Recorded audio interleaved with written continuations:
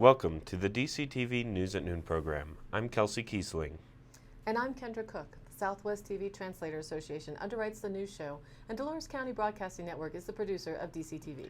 If you have a news topic or tips you'd like to see covered, give us a call. The studio number is 677-4119. Today's show is live on Tuesday at noon and rebroadcast at 3 and 6 p.m. and again re-aired on Friday at noon, 3 and 6. Coming up, Cortez Chamber News, Butch Cassidy casting, and more. And also Cortez stabbing, area accidents, the heat wave, with details on our local weather, sheriff's roundup, and area happenings. Happy summer solstice. Today is June 20th, 2017, and now the news at noon.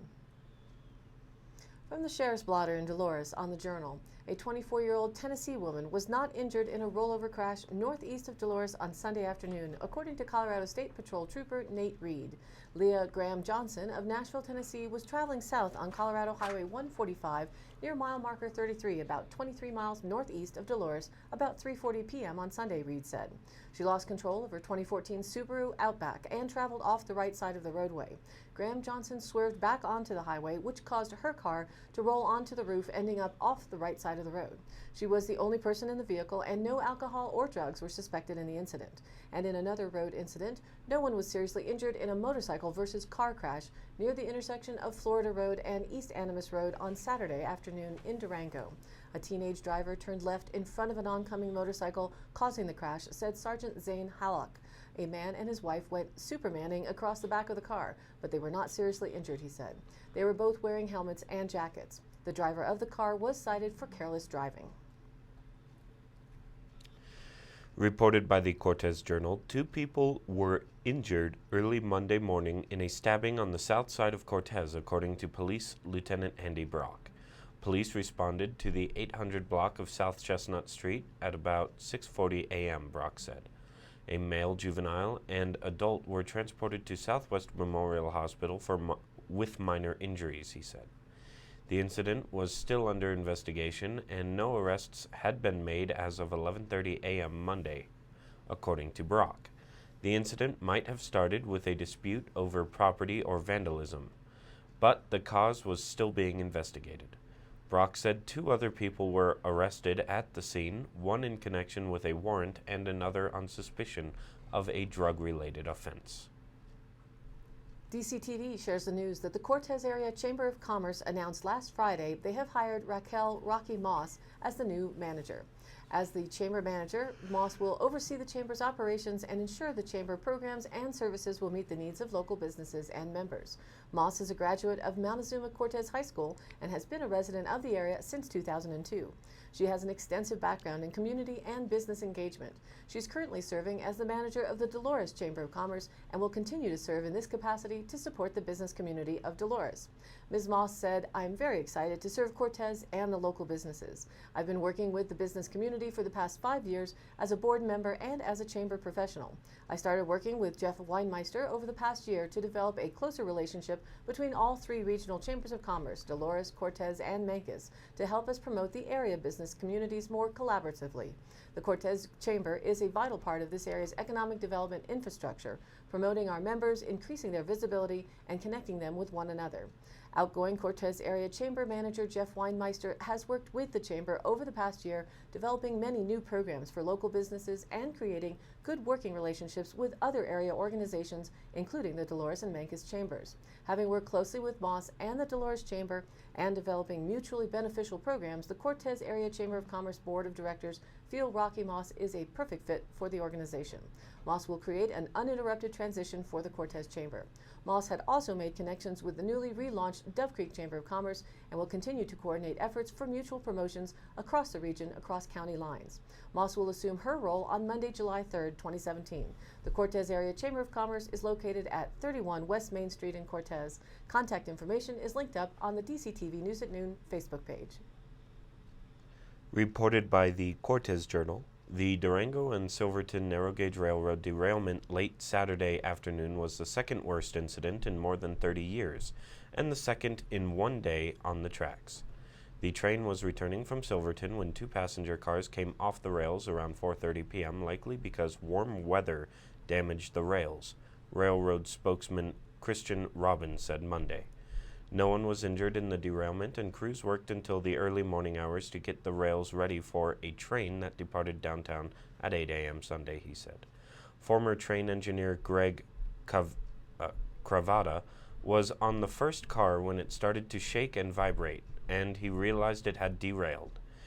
Cravata shouted at the brakeman to pull the air brake, and he watched the brakeman pull the brake chain, he said. The conductor and the head brakeman pulled the air brake nearly simultaneously, which is standard procedure to stop the train as soon as possible, Robbins said. Cravata, age 64, was on the train with his wife and two friends, and they were a bit shaken up after the train came to a stop. Cravata estimated his car traveled 100 feet without all its wheels on the track.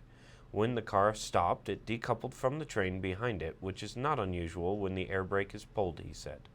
The railroad classifies it as one of the worst derailments in recent history because two cars were involved and they were significantly off the track, Robbins said.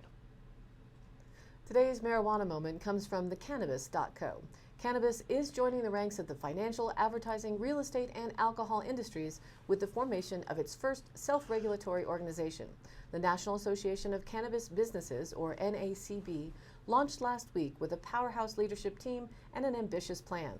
Develop and enforce national standards that will increase compliance and transparency, spur growth, and shape future federal regulations. The NACB's slogan is "Be Ready" in anticipation of federal legalization of cannabis. The cannabis industry is on a historic growth trajectory, even as its businesses operate in a fractured regulatory environment and in the face of uncertain federal policy, according to NACB President Andrew Klein. The formation of NACB is absolutely a coming-of-age moment for cannabis, said Ian Sieb, co-founder of Denver Relief Consulting and a member of the group's advisory panel. The industry has reached a stage where businesses are no longer only beholden to state regulations and obligations. It's time to take the next step to be proactive so that when, not if, marijuana is legalized, we're prepared. Self-regulatory organizations, or SROs, are industry-financed, non-governmental groups working to supplement and replace regulatory activities that might otherwise emanate from local, state, and/or federal agencies. Klein brings decades of experience operating in highly regulated environments, having previously served as a special counsel in the Federal Communications Commission's Enforcement Bureau. Prior to that, he was a senior advisor to Vice President Joseph Biden. He also was an assistant U.S. attorney. Klein said he was drawn to the position because, quote, cannabis legalization is the purest form of democracy I've ever seen. Colorado businesses and the lessons they've learned from the state's mature regulatory regime will play an important part in the NACB's initial efforts. Reported by the Cortez Journal, the Colorado Supreme Court on Monday ruled in favor of Montezuma County in a long-running tax case against Kinder Morgan. The final decision opens the door for the county to collect millions of dollars in back taxes owed by the energy company, which extracts carbon dioxide from Montezuma and Dolores counties. The complex case began in 2009 when then Montezuma County Assessor Mark Vanderpool concluded that an audit that Kinder Morgan had underpaid its county property taxes by about $2 million for 2008 production. The company's taxable value increased by $56.7 million after Vanderpool rejected a Kinder Morgan request for tariff deduction for transporting its carbon dioxide, saying that Kinder Morgan didn't qualify because it is a 50% owner of the Cortez pipeline. Kinder Morgan paid the higher tax bill for 2008 but petitioned for a tax bill adjustment and refund, claiming that it did qualify for the tariff deduction and that the county's retroactive valuation on its carbon dioxide productions was not authorized by state statute. In the state Supreme Court opinion written by Justice Monica Marquez, the court ruled that the Montezuma County assessor had the authority to retroactively assess property taxes on oil and gas leaseholds operated by Kinder Morgan after the assessor determined that Kinder Morgan had underreported the wellhead selling price of CO2 gas produced at the leaseholds. The court further upheld the county claim that Kinder Morgan and the Cortez pipeline are related parties because they are in a partnership relationship with each other, and therefore do not qualify for the tariff tax deduction. Kinder Morgan has continued to claim the disputed tariff pending the outcome of the case.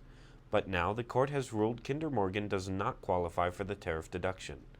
Montezuma County has been auditing the company's tax filings since 2008 and recalculating their assessed valuation minus the tariff deduction, which is boosting each year's tax bill by millions of dollars.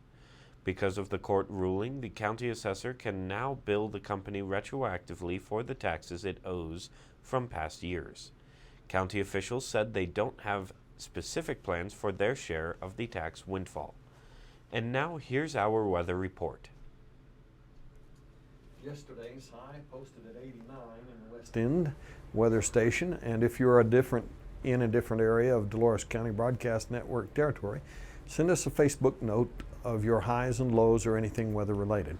The low posted at 58 degrees at 6 a.m. Yesterday's low humidity point was from 45 p.m. at 10%. Today and tomorrow we'll see the center of the high pressure system over New Mexico and Arizona, and it will continue to pump heat into our viewing area. So the southeast Utah's Bluff and Blanding and Moab through the Grand Valley and Grand Junction and Farmington, the National Weather Service says temperatures will be well into the hundreds. So a heat advisory will continue.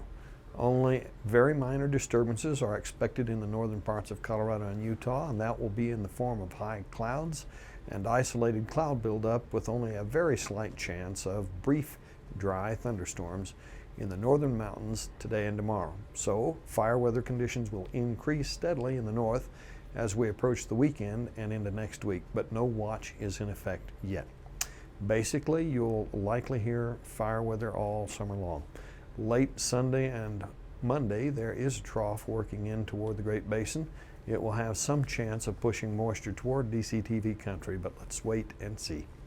A flood advisory has been issued for the Roaring Fork River in Aspen through Friday evening. All river recreation still needs carefulness and safety. A tropical storm is expected to form over the Gulf of Mexico today, then move slowly northward toward the central and western Gulf Coast, resulting in the development of showers and thunderstorms along the eastern and central Gulf Coast. These will move inland and expand into the western Gulf Coast tomorrow.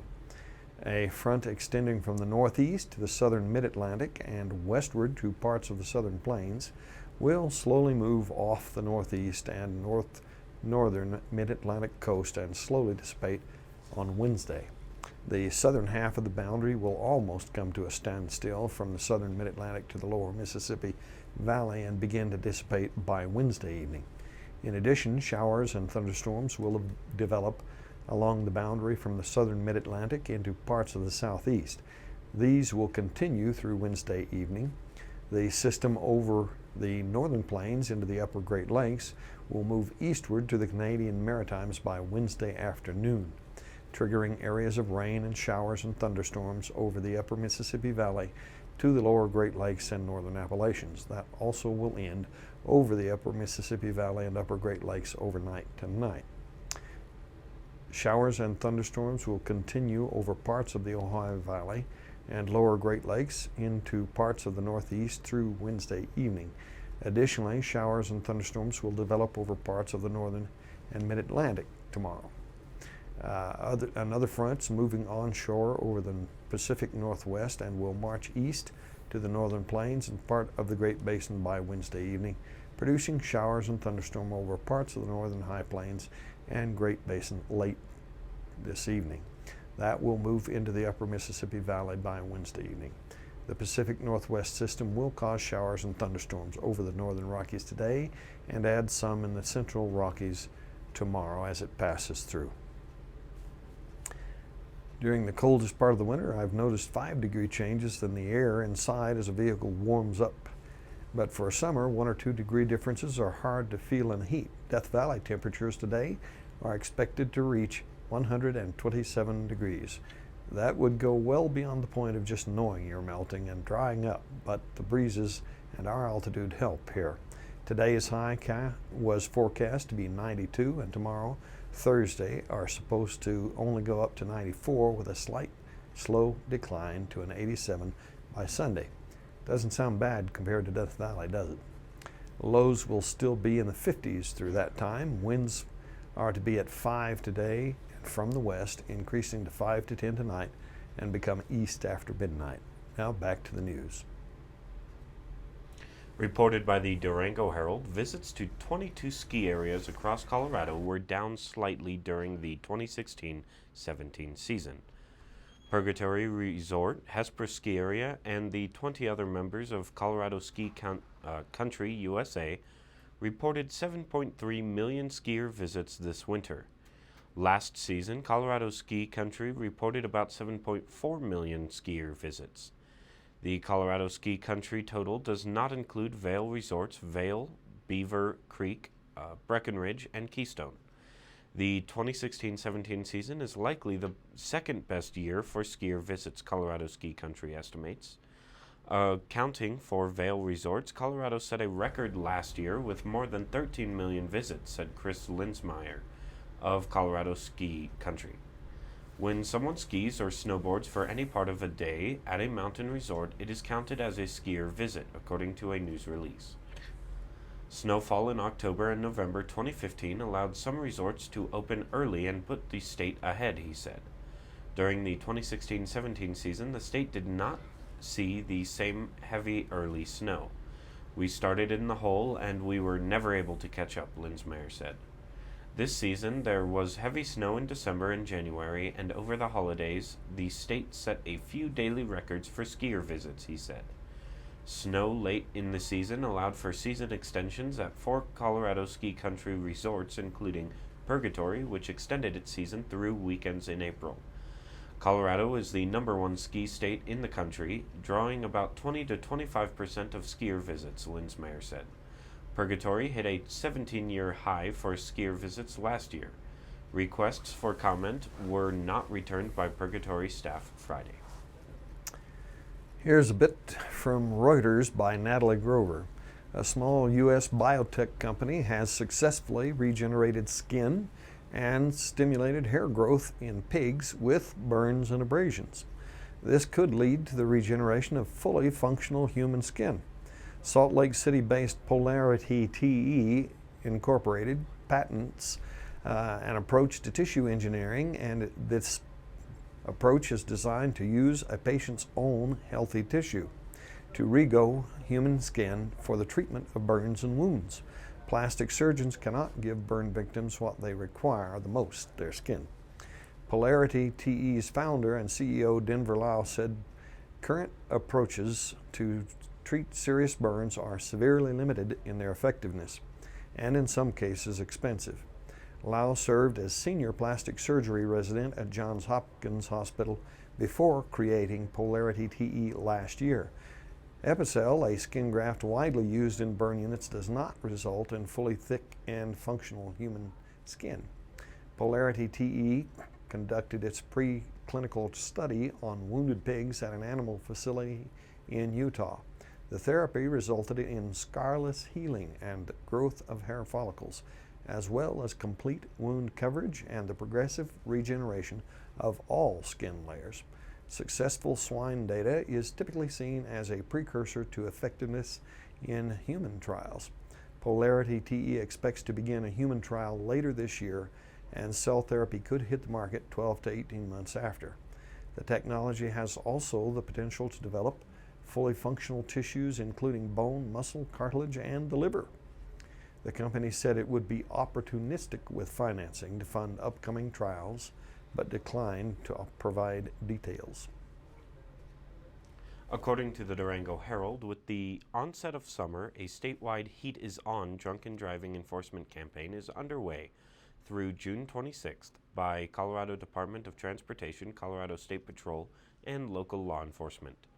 The DUI Blitz started June 16th. Summer months have the highest numbers of roadway fatalities involving impaired drivers. Last year, there were 21 in June, 22 in July, and 22 in August, which accounted for 31% of all roadway fatalities in the state during 2016. Working with CSP and law enforcement partners, our goal is to keep Coloradans safe by removing impaired drivers and eliminating alcohol-related deaths on our road this summer, Daryl Link, CDOT Office of Transportation Safety Director said in a statement. 83 law enforcement agencies in the state are participating in the summer DUI blitz, and drivers should expect an increase in patrols, officers on duty, and DUI checkpoints. An average of 77 impaired drivers are arrested in Colorado every day, a number that could be reduced to 0 if everyone simply planned ahead and designated a sober ride, Colonel Scott Hernandez, CSP chief, said in a statement. First-time DUI offenders can be punished with up to 1 year in jail, license suspension, and steep fines. Penalties increase for repeat offenders. The heat is on will continue June 30th to July 5th for the 4th of July DUI enforcement period. As we posted on the DCTV News at Noon Facebook page and written in the Journal, the Travel Channel is coming to Durango this Sunday, and it's looking for extras to take part in a reenactment of one of infamous outlaw Butch Cassidy's more famous train robberies. According to Stephanie Burdett, Office Manager for Region 9 Economic Development of Southwest Colorado, the Travel Channel is shooting around the Southwest this week, also making stops in Cortez, Telluride, and Moab. On Sunday, the Travel Channel needs extras for a one-day reenactment of the 1899 Wilcox train robbery, which took place near Wilcox, Wyoming, about 100 miles northwest of Cheyenne. According to historical reports, a Union Pacific train was flagged down in the early morning hours as it was about to cross a wooden bridge. There, a group of masked bandits associated with Butch Cassidy's gang awaited. It's estimated the robbers took off with $50,000 worth of cash, unsigned banknotes, and gold. Though Butch Cassidy is considered the mastermind behind the robbery, it's unlikely he was there the day the train was robbed, as he was released from jail a few years earlier on the condition he would no longer take part in crimes in Wyoming. Burdett said the reenactment is for the Travel Channel's Expedition Unknown program. According to the Travel Channel's website, the show chronicles explorer Josh Gates' adventures as he sets out on a global journey to find the truth behind captivating and iconic unsolved legends. The reenactment will be shot at the Durango Train Depot, among other spots in the area. According to the casting call, the TV show is looking for one male, tough but gentlemanly, charming outlaw type, ideally can pass for early 20s to mid-30s, dark complexion, horse, gun, and reenactment experience A+. 5 male cowboy sheriff conductor types, and 2 to 4 female actresses. Actors with their own period-appropriate costumes are highly appreciated, but not required. The day rate is to be determined. Send headshots, resumes, and photos of period costume to info@fourcornersfilmoffice.org. And now for the Dolores County Sheriff's Roundup for the week of June. For last week, a county resident reported cows loose in Cajon. The cows' owners were notified. Dispatch received a report of a careless driver. The deputy was unable to locate the vehicle. The sheriff's office assisted Colorado State Patrol on a non-injury car versus deer accident. Received reports of irrigation side rolls spraying county roads. The owner was contacted to resolve the problem. Investigated a report of juveniles driving four-wheelers on city streets. The juveniles were contacted. That's it for today's roundup. Stay tuned for continuing updates. And for today's High Canyon Country happenings, the National Weather Service says it's Lightning Safety Awareness Week, which continues through Saturday, June 24th. Whether you're attending a Little League baseball game or a professional sporting event, the same rule applies. When thunder roars, go indoors. See a flash, dash inside. It is never safe to be outside when lightning is in the area. Even if it seems far away, stay safe. The Durango Pride Festival runs from June 21st through June 25th, featuring an art show at the Durango Arts Center on Friday from 5 to 7 p.m. and a Pride procession on Main Avenue starting at 11:30 on Saturday, with a range of events ending with a drag show starring Kennedy Davenport for $25 at ACT. For tickets or more information, go online to durangopride.org, durangopride@gmail.com, or call 727-643-7358. And coming up the week after the Pick and Hoe, the second annual Show and Shine at the State Line Bar and Grill is free to the public Saturday, July 8th. Trucks, cars, rat rods, pedal cars, and pedal tractors will be there. Food and drink specials at the line. RV hookups are available to stay the weekend or call for their free shuttle. The band will start at 7:30 p.m. on Saturday night. State Line is where it says, at the Utah-Colorado State Line at 69576 Highway 491. All of these happenings are posted on our DCTV News at Noon Facebook page, along with the YouTube replays, weather, and original stories and local posts. To share your event or information, contact us. Email dcbnnews@gmail.com or call the station 677-4119 and we'll be sure to get your news on air. Thanks for tuning in. News at Noon airs live at noon Monday through Wednesday, then rebroadcast at 3 and 6 p.m., and again re-aired Thursday, Friday, and Saturday in the same order at noon, 3, and 6. And again, be sure to check out DCTV News at Noon on Facebook. Please like us there and share it with a friend. For Kendra Cook, Jerry Tope, and everyone at DCTV with the News at Noon program out of Dove Creek, USA, I'm Kelsey Kiesling. Thanks for watching.